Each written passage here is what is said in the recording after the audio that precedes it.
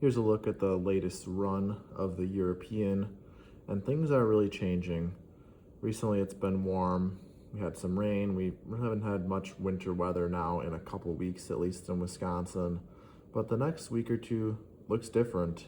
And as we go into early spring, it likely won't be quite as cold, but we'll still be seeing many below freezing days, along with, I think, several opportunities for snow. First, just want to touch on the major winter storm out east. Pretty much all the way up the northeast coast. Could see anywhere from a foot to 2 feet of snow, maybe more than that in isolated areas. 60-mile-an-hour winds. This will be a historic snowstorm and likely one of the most impactful systems that area has seen in decades. Across Wisconsin, it's quite a bit quieter. We have some snow showers around Sunday night into Monday morning. Monday looks like a relatively dry day, quiet, some sunshine on the cooler side. Kind of continues into Tuesday, but it does start to moderate a bit. And then we watch the active pattern start to set up here. Clipper system coming in from the northwest. I think most of the snow will be in the northern half of the state with this. I think a general 1 to 2, maybe 3 inches in isolated areas can be expected from this. Again, this isn't a super impactful system, and it'll move out relatively quickly as we get into Wednesday.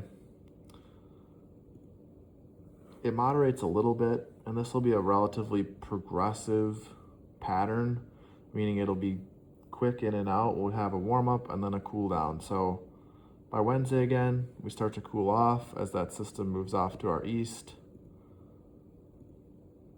Relatively cool into Thursday, but then it starts to moderate again by Friday as we see a system moving just off to our south.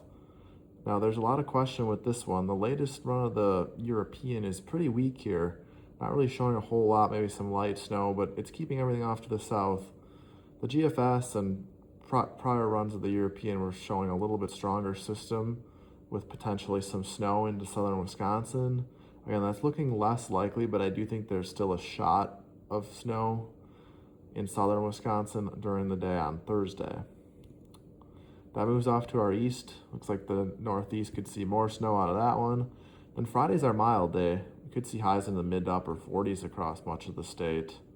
But it's short-lived. By Friday night to Saturday, the cold air starts to build back in.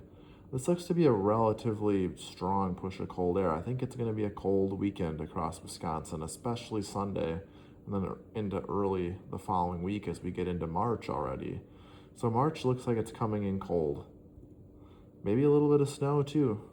The Europeans trying to paint some light snow across southern Wisconsin.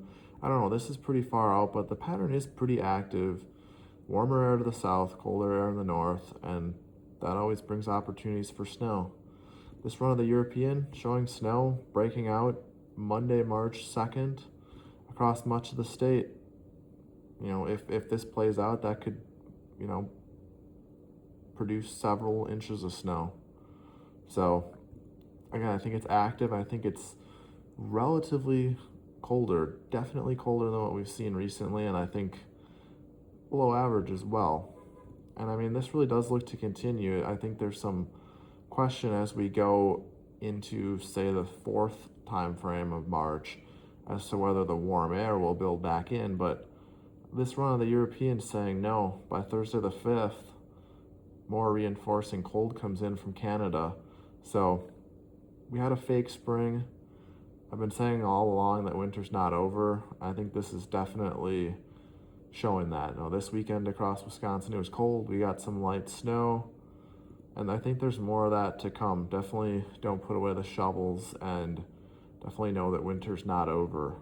We'll just take this run out all the way to the end. And I mean, it stays pretty cold the 6th, the 7th. High pressure building in. This is a cold look.